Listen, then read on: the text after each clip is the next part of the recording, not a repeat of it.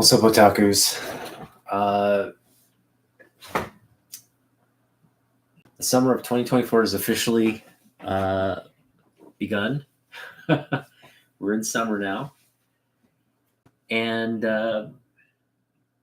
yeah, I mean, my wife and kid left for Japan last week. And it was it's getting tougher and tougher to by the way, I've been drinking, my wife and kid aren't around, so got a big ass bottle of vodka from Costco, which I've been enjoying. I haven't been going crazy with the vodka, but I had a couple glasses tonight. And that's the thing, you live in Asia long enough. I drink vodka straight. Well, I shouldn't say straight. I drink vodka on the rocks. And for those of you who've drank either Japanese soju or Korean soju, first of all, I enjoy soju and soju, just straight shots. Like that's how I prefer. I don't mix anything with soju or soju. It's just on the rocks or straight shots. And so if you're used to drinking that kind of stuff, drinking vodka straight makes sense. So I'm a little weird in that sense. I am just drinking straight vodka, but I enjoy it that way. But anyway, I want to give a shout out to one of my newest subscribers, Miss. I don't know how I don't want to give her reveal her identity, but you know who you are. You've been a friend for a long time, and it was great catching up with you last night. I just want to, we had discussed bringing you on the channel to discuss manga because you are, so my friend is she's like a manga specialist. She knows her manga and anime. And so I was gonna, hopefully bring her on as a guest of the channel to just talk about, because I love manga and anime, I really do, but I don't know enough to really delve into that. And I'm one who loves American comics, but I also recognize, Japanese comics are pretty dang amazing, and definitely in terms of talent, Japanese manga artists are among the best in the business. So yeah. Hey Miss So, what's up? So I made a sort of a fundamental change to my content, and I don't know if this is going to be a good or bad thing, but I figured, up to this point, I kind of made my content available to watch to everybody, whether you were subscribed or not.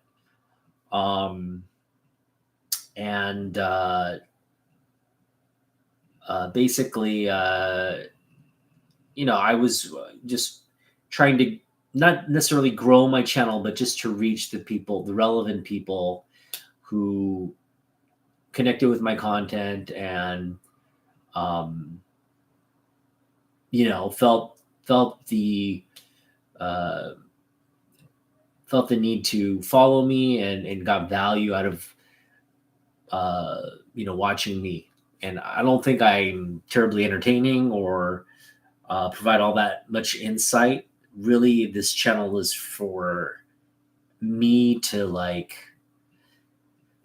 it's for me. It's for my mental health. It's for, just enjoying this hobby on a personal level. And it's really geared toward just me to process my hobby, to kind of catalog what I'm picking up, catalog how I'm enjoying this hobby, and then just sharing that with you. And hopefully, there's enough community members where I feel confident, like that's a lot of people are doing the same. I enjoy that kind of content. And it really creates this community. But at the same time, I do want to create a sense of, what I share is exclusive to those who take the time to follow me. It's not for people to just like kind of come in, see what I'm doing, and leave without engaging or commenting or liking or anything. And there are a lot of people who do that, based on the data that I'm looking at. So I've exclusively made my content available now via live stream. Anybody, if I'm streaming live, you can watch it. That's not going to change. But now my content, after it's gone live and it goes up on my channel, only those who are subscribed can watch the video on the rewind. So for those of you who are subscribed and you've been watching it and supporting this channel, nothing really changes for you. It's the people that want to watch and not subscribe, and I don't know what the purpose of that kind of like voyeurism is, but those people will no longer have the access to my content. And again, if you want access to this content, you have to be subscribed, and you have to that's it. It's just a push of the button. I don't think that's too much to ask for. Now, at the same time, I don't want to, like, for me, this has never been about growing the channel or growing the subscribe. I was talking to my friend last night. I was reiterating that's not my goal with this channel. I don't care if I have 5 subscribers or 100 or 5,000. Like that's not the point. The point for me is to really have a channel for me to express all this, share with people like how I enjoy this hobby, my approach to the hobby, how much fun I'm having with the hobby. And if you kind of share that passion, my content resonates with you, and vice versa. I will, I can tell the real ones from the fake ones on YouTube. And the real ones are the ones, where we share this passion, we share this collecting history. Not to say new collectors are bad or anything like that. I'm just saying, like, the people who are truly going to connect with my channel are, 90s collectors. People who have been collecting a long time. People who kind of have the lived in history, or at least share the passion, there's a lot of, obviously, like Bronze Age collectors, Silver Age collectors, Golden Age collectors, collectors of all ages. But what unites us is that passion. So, and that passion is, it can vary. It can be like, oh, I'm just, collecting because I thought this would be something fun to do, versus like having a real sort of fanatic approach to collecting and deep-willed passion for this hobby. So yeah, I don't think it's that big of a deal. Obviously, people who have been watching this channel who weren't subscribed, they're gonna wonder what happened. But overall, it should be business as usual for my subscribers and the people that, just a little bit different, but not all that different. All right, so yes, the summer's officially begun, and I officially put in my first weekend's work of the part-time position I got. So, I'm officially on the books. I worked my first weekend. It was actually really fun. Um, you know, it's not a position where you're constantly. I mean, you're constantly on my. I'm constantly on my feet in this position. That's probably the main challenge. You're pretty much on your feet for like 5 hours straight. Um, but it's not a situation where you're constantly running around and doing some kind of work. It's kind of like you have little pockets um, where you have some time to yourself, but you're also working. So um, I think so far so good. I don't want to paint a picture that it's a perfect position, but it's definitely um, it's different from what I did last summer. Um, Last summer definitely was a lot more work, um, and a lot more like just travel time and getting like being ready and commuting and all that. A lot more work last summer. This position is close, very close. Just short drive away, and um, it's again, like I said, it's not like a constant um, where it's taking all your energy. You're on your feet, but it comes in waves, and there's a lot of activity. And so far, the people I've met have been really helpful and cool. So just looking forward to continuing, and it should be fun. Yes, I got the summer job, and I'm getting my first paycheck probably a week from now. But again, I have technically made money. It's just not in the bank account yet, but um, I can like go ahead and make my first couple purchases, and um, I'm making my first official haul this Friday. So Friday, tune in. First of all, I'm going to live stream from Destiny City. I'm going to Destiny City Comics on Friday, and I'm going to pick up. I've been mentioning this for pretty much a year, but I'm going to pick up my first big book there. Now, I have a little bit of concern because I knew this book. It was there last time I was there, but I don't know if it's still there.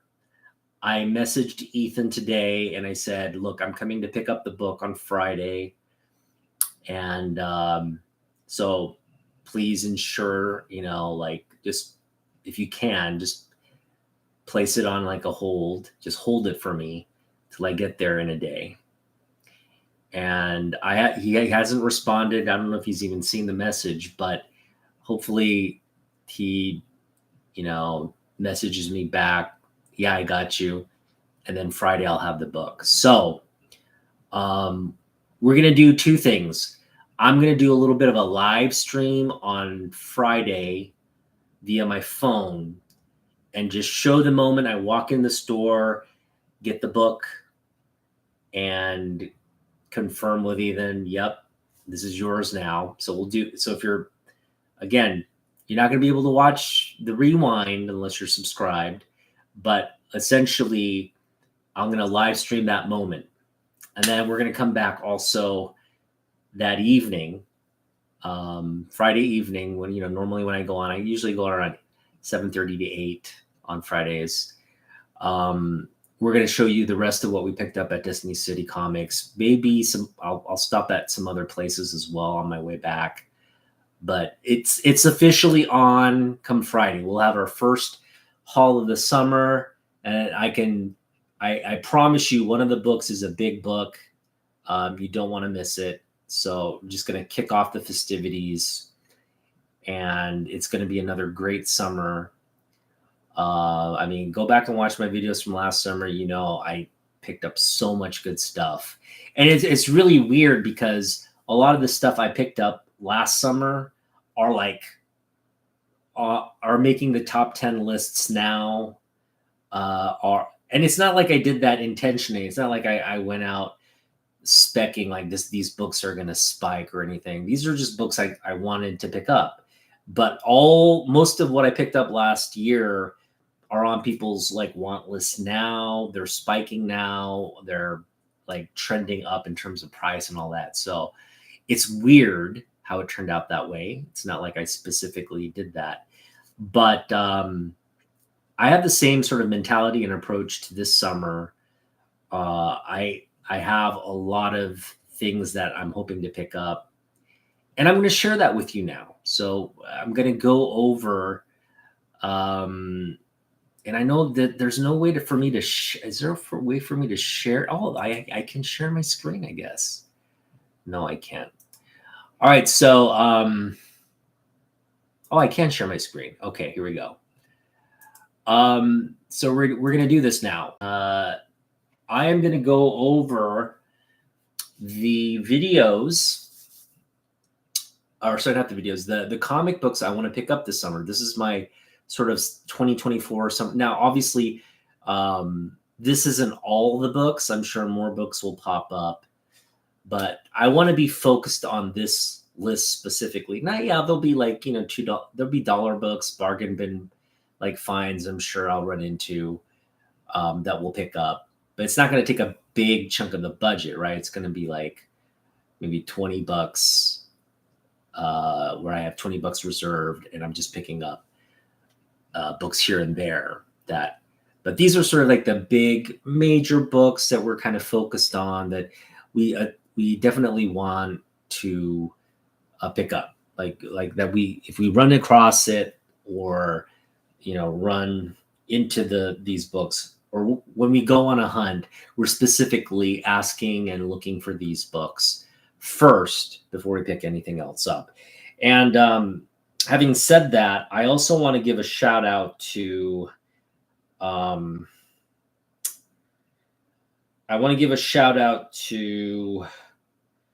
Comics 80. What was his name? Patriot Comics 86. Patriot Comics 86, who I think we're trying to put together like a bulk order. He's selling off he's selling off his entire collection, right? He's got this huge collection of comic books.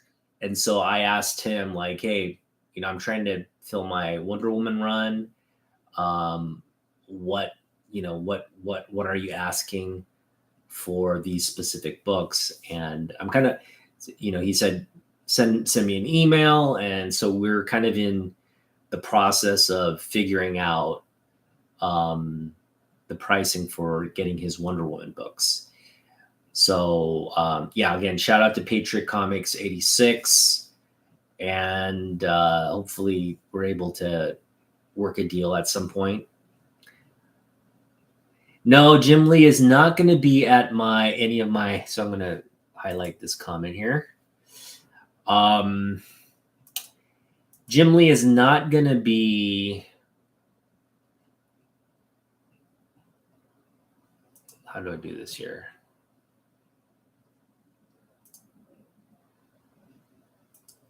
I guess Jim Lee is not going to be at any of the cons that I'm going to attend this year, unfortunately.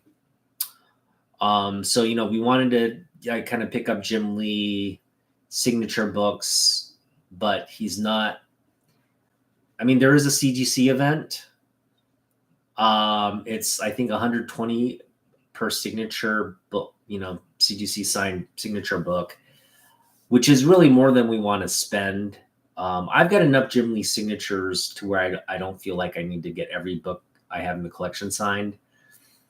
I mean, there are definitely books I want to get signed, but I want to do it kind of in person, at a signing event where I get to interact with him, and it's not so exorbitant in terms of the fees.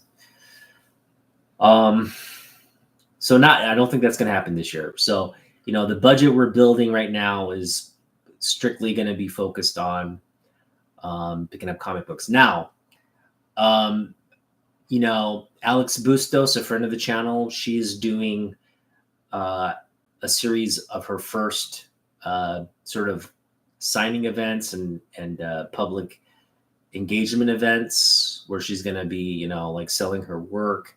I think she's doing a show up in Vancouver, Canada in August. I am planning to go see her for that show. Just lend moral support, maybe get some books signed or, get some art commissioned, but just hang out with her, get comic books and just enjoy, like a day trip to Vancouver. I think that'll be fun. Obviously I have to take some time off of work, but by August, I feel like, I'll probably want to take a day off to go do that kind of stuff. Shouldn't be a big issue as long as I, request that day off in advance. So that's something I'm planning to do. I haven't really finalized any details or anything. I think I have to connect with Alex and see, again, just kind of confirm she's cool to, hang out or at least hang out at the con. I don't expect anything more than just us engaging at the con. I also want to make sure that they're selling comic books up there, because I'm not going to go up there and just watch a bunch of cosplayers and basically I don't want to go to a show that's just focused on stuff I have really little interest in, like games or toys and all that stuff.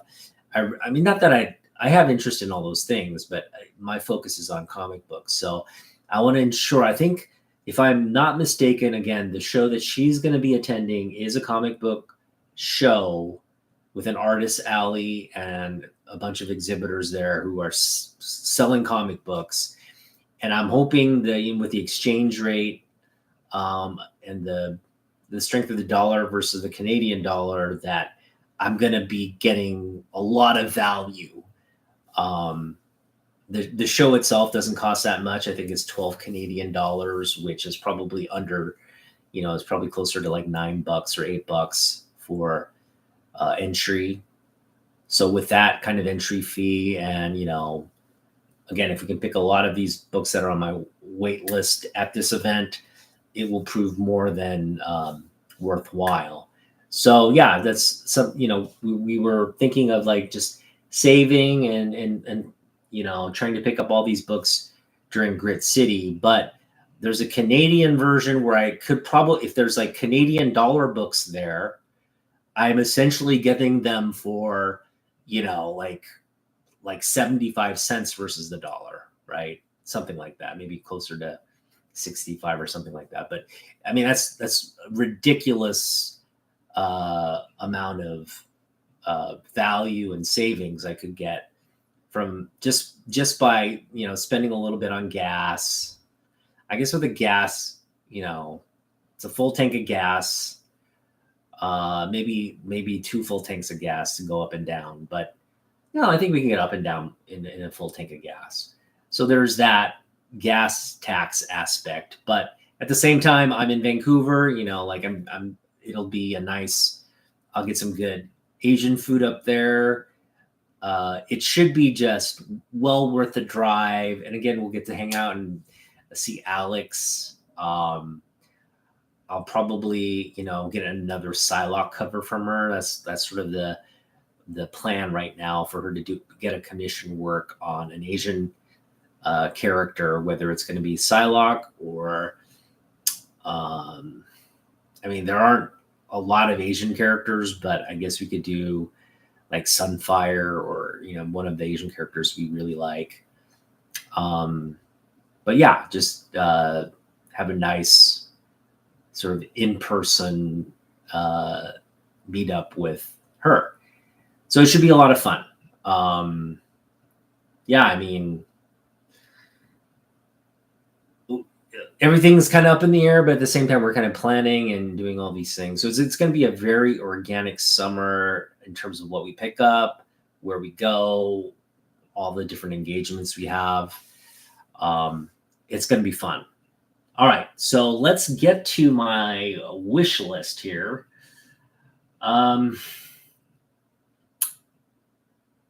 I guess, yeah, first and foremost, Transformers #1.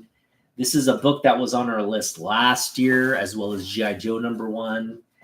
I'm waiting on the G.I. Joe stuff. It's not as it's not as urgent as this book is. I really want to pick up Transformers #1.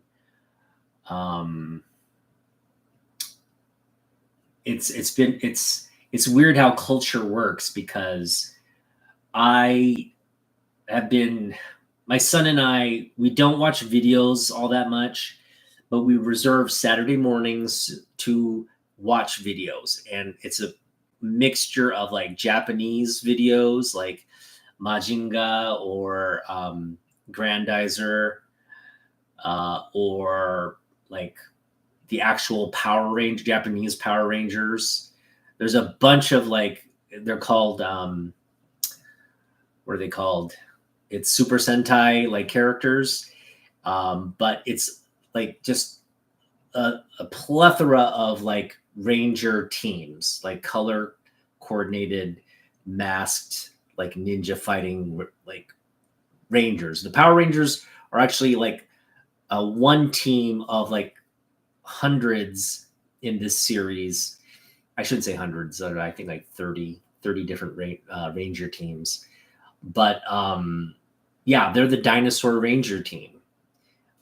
There's like motorcycle riding Rangers. There's just a bunch of different themed Rangers, and he loves and knows them all. And we watch like different teams, and we'll enjoy that. He also enjoys watching like Ultraman. There's a series of Ultramans, and I mean, there's just no end in terms of American content, Japanese content. He kind of gets the best of both worlds. I've even exposed him to a little bit of Naruto, the early Naruto, not the later. The later Naruto can get a little bit adult and violent, but the early Naruto, where like the Chunin exams, that's a great man. The Chunin exams in Naruto, some of the best content. And we went through the whole Chunin exam, Sasuke versus Gaara, Naruto versus Neji, and he loved it. So I'm kind of introducing him to both, and one of the things he's really enjoys is Transformers. We've been just enjoying, Generation 1 Transformers. We've watched, I think we're into the season 2, mid part of season 2, but yeah, he loves his Transformers. He loves, he loves the Megatron versus Optimus Prime aspect. We both dislike Starscream, because Starscream's not a very likable character in that series. We love Soundwave, Rumble, in terms of the bad guys. We love the Dinobots. It's just, again, like my passion for Transformers back when I was a kid. It's just fun to relive my love for Transformers through him. And I think he's also developed a love for Transformers. And I wanted to expose him to the right Transformers. I didn't want to expose him to like the movie stuff or the stuff coming out now. I wanted to expose him to the OG Saturday morning cartoon. It wasn't even Saturday morning cartoons. It was literally like a weekly, an everyday event in terms of Transformers. It was on every day, right? So that's something he has now as the foundation for his understanding of Transformers.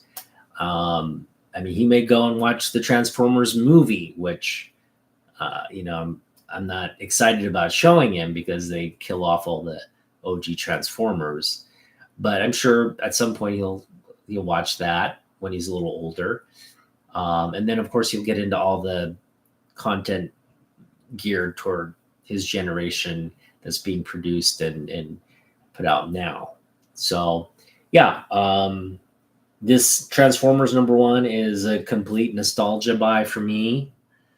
Obviously I want it in high grade. I obviously want it in a newsstand, but at the same time, I'm kind of limited to what I can run into. I'm not going to buy this book online. It's literally going to be an Unmyung book. If I'm meant to get it this summer, and I know I'll be able to find it, I'm going to be targeting it at shows and stuff, so somebody will have it. But we're kind of, I have the price I want to pay for it, and as long as the grade and the price and everything works out to where I feel like I'm getting a good deal, this book hopefully will be in my collection by the end of summer. Another thing. So, this Batman 251 is another book we targeted last year. In fact, we were targeting this well into the year before that. And this book has gone down in price a little bit, which is good because if I had picked it up, I think early last year, and I had several opportunities to do so, I probably would have paid more than what I could probably get it now. But there was also a recent sale, a 9.8 sale of this. I think it was something ridiculous, like $28,000 for a 9.8 of this book, or maybe it's 30,000 or something like that. But it was like, that doesn't help. That's going to trickle down and raise the price on the lower grades as well. So I'm a little concerned, although the price from last year's dipped. I'm afraid this book is going to, especially with that sale, it's going to spike back up. So again, we're targeting this book, but we're kind of, I know Agu Rhythm, shout out to him. I know he has this book and he has a price. I don't know whether he's adjusted that price. But if worse comes to worse, I know he has the book as well. It's something I could, again, if his price hasn't changed on it, hopefully that's my very last option. Or maybe if he wants to give me a deal on it, that's an option as well. I just know, I know his price.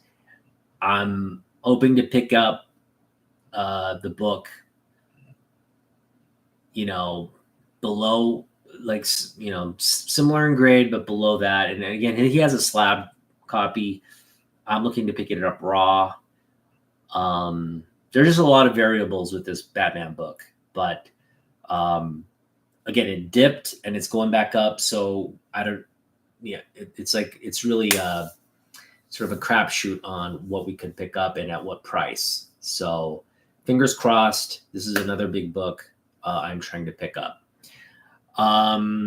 Staying with Joker, I am wanting to pick up Batman, The Killing Joke, #1, first print. I've been on a ballin' kick for over a year now, and this is what I consider his best book. I mean, this is the signature Brian Bolland book. It was such a big book when it came out. This book traumatized me as a kid, but it traumatized me in a way where I was like, I couldn't put it down. It was like I was getting traumatized as I was reading it, but I was just so absorbed by the story, the artwork, while being traumatized.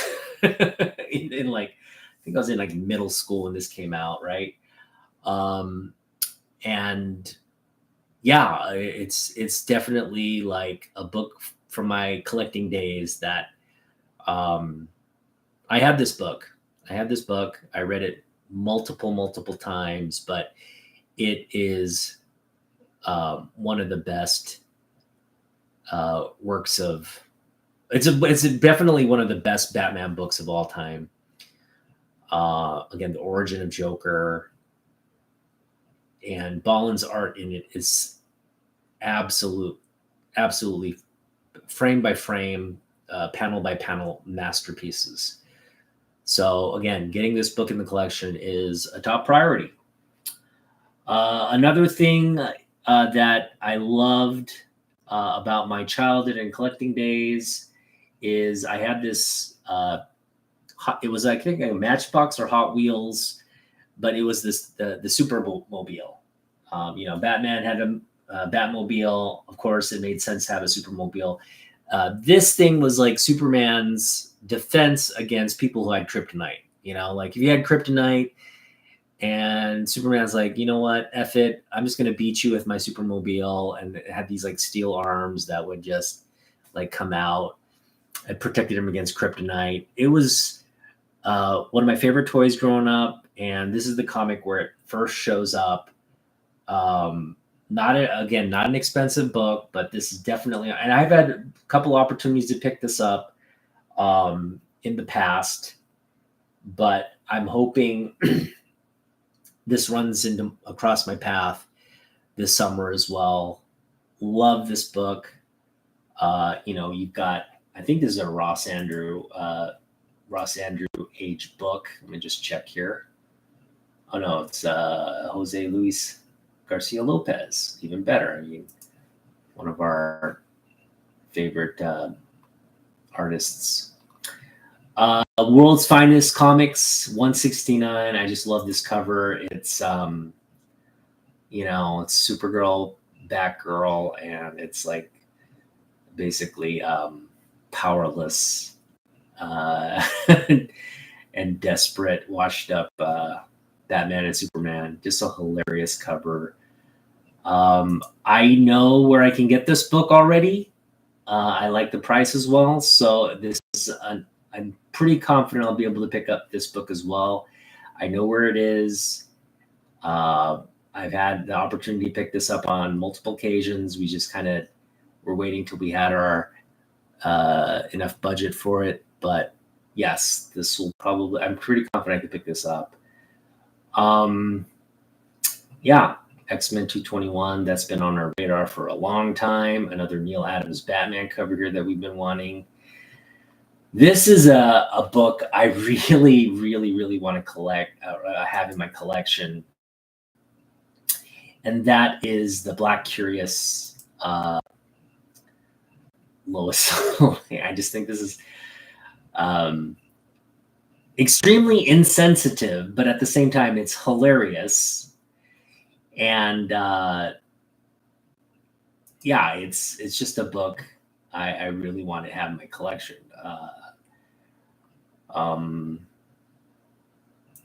So that's on our radar. It is a pricey book,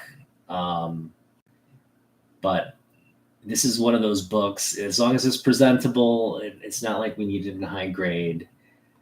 We've got a couple other books here: Adventure Comics 371, Silver Surfer. I kind of want to pick up these Jim Lee con versions of Wonder Woman 1, Batman 1, Superman 1 back in 2016. We have a couple of X-Men sort of books that are on our radar. Kind of go through them. There's this great George Perez Superman 1 homage that's I need to have. It's just, this has got to be in my collection. And this is not a pricey book, but I do see a lot of people after the book. So I know it's not something you're going to just run into. I do probably have to, be strategic in terms of where I find this book. Neil Adams, Batman 200. That's something I've been wanting to add to the collection a long time. Also a very pricey book. Got a couple more. So yeah, I mean, we've got a good chunk of books just right here that are sort of on the forefront of our mind. I didn't put anything really I didn't put any like big Jim Lee books on the wish list. I think a lot of the Jim Lee books that we're going to pick up organically are going to be in the bargain bins, to be honest. Um, if there are big Jim Lee books, they're generally not in the wild. And then generally, if they are at a con or something, collectors kind of want a lot for, especially the sort of the high end, rarer, Jim Lee priced out books. So it's not for me. If I really wanted these books, I could always go on eBay and just pay the eBay price or the book price for what these books go for. They generally go for a book or a little under. They're not like they're not widely discounted off the book price. So again, if I can pick it up, if I really want it and I want to pick it up at book value, I always have that option. But we're hopefully going to run into and get lucky on some of those big Jim Lee books. But for the most part, Jim Lee books are, they're right around the bargain bin, pricing.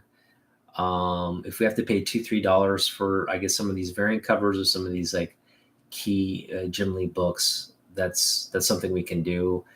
I run into Jim Lee books all the time, so I'm not all that worried or like obsessed with like trying to pick up more. I've got I've got a good deal of Jim Lee books, and I know I'm going to run into more this summer, so that's going to happen organically. That's going to just happen the Unmyeong style. And for those of you who don't know my collecting style by now, obviously if you've subscribed to this channel and you're watching this on the Rewind because you're subscribed, you will know I take an Unmyeong approach, which is sort of a destiny fate. It's like the book and I are on a collision path, which is called our fate or destiny path. It's a Korean concept of Unmyeong. It can be a person, object, or just whatever. You guys are just fated to meet at a certain point. And that's how I approach my collection. It's not like I'm going out there with the intent to pick it up, the intent to like run into it. But until we actually run into it, it's not part of the collection. So there is a good aspect of, again, you can call it chance. I tend to look at it as fate. Pretty much most of my collection is like built on this concept, and we picked up a lot of great books, a lot of books that I would never compromise or like sell or get rid of. There are books that I pick up where a few weeks later or a month later I'll be like, why did I do that? They're not books I want to keep in the collection, but hoping to either use as trade or maybe sell, or like those are the options, either sell or trade, or maybe even give away. If I see somebody out there that really needs a book and it's in my sort of like overflow list, I don't mind supporting people with giving them what they want. So yeah, the summer is officially a go. I kind of outlined some of the books I'm targeting, kind of outlined what I'm going to be doing this Friday, which is will be our first haul video of the 2024 summer. And it should be a very, very, so again, I'm not going to go out to very many cons. We're targeting that con in Vancouver just to hang out with Alex. And then at the very end of summer, I guess at the into the fall, Naman Young and I went to Grid City Comics last November, had a great time. So hopefully we have a little bit of budget to spend there. I think I took $50 up there last year. Still had a great time. This year it should be more. I'm probably going to take whatever I have saved up over what we've what we made this summer. Who knows what that amount will be? But I do want to try to save up enough, at least more than $50, to enjoy ourselves up there. But again, if I don't have a lot of these big books in my collection by summer's end, hopefully we'll have a good amount of budget saved up to target them at that show, because I think we can probably pick up a lot of them there.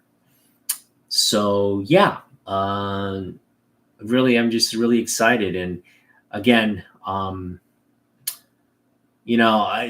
kind of made my content just for subscribers only from this point on. And it's really just to maintain that level of engagement. I figure if you've taken the time to subscribe, you'll feel vested, you'll get alerted, and you'll just be more in tune with what I'm doing this summer, as opposed to like, if you have free access and can check in anytime, it's like, there's no incentive to really do it, right? So I'm just creating a little bit of incentive to be bought into what I'm doing and staying connected with what I'm doing. I think this summer is going to be great. It should be a lot of fun for all of us, especially, for me, because I enjoy going on the hunts. I've enjoyed just this entire process of working, having money, going out, getting kind of what we're, not specifically getting on everything, but going out there with some money, with books in mind, and, getting a lot of the stuff we want. There's so much stuff we want. So I know I showed you a preview, sort of what's top of mind, but really on any given, outing, who knows what we'll pick up. And that's sort of the fun of it. I think what I have to be mindful of is, like last summer, we were just picking up pretty much everything that caught our eye. It's going to be a little bit more disciplined this year. I should say it's going to be more curated. Like, I'm going to definitely have a discerning eye in terms of what even if we run across them, like, I want to get this, but I'm going to like kind of double check myself and really make sure that it's something I want in the collection. It's going to stay in the collection. So yeah, I mean, I'm not speccing on anything this summer. It's really going to just really come down to like, has it been on my list for a while? Is it aligned with a lot of the stuff, my goals that I want, my collecting goals here, that where runs I'm trying to fill, runs I've started, and ones I want to commit and keep to. So yeah, with that being said, we're going to pick up Jim Lee, Neil Adams, John Byrne. We're going to pick up, Superman, Action Comics, a lot of X-Men, a lot of Byrne Fantastic Four, a lot of Silver Age, Bronze Age goodness, Copper Age goodness. It's just going to be a lot of what we like. So yeah. Thanks for, tuning in. This is not going to be a long video. I think at the 50-minute mark. So I just wanted to hop on, kind of let you know. I know I didn't do anything last weekend. Just kind of preparing for my first weekend's worth of work. Yeah, good night, Miss So. Thanks for joining. And yeah, stay tuned. It's going to be a fun summer. I really look forward to sharing it with you, and for you to to enjoy along with me, because you've been a big supporter of my channel. So appreciate you and thank you. So yeah, that does it for this video. Again, tune in Friday. I'm going to live stream from Destiny City Comics when we pick up the big book I'm targeting. And I'm also going to come back home, jump on a live stream and share what we got. And then we'll continue to do that for the next couple of weeks. So, yeah, thanks for watching. Peace out. And we'll see you in the next one.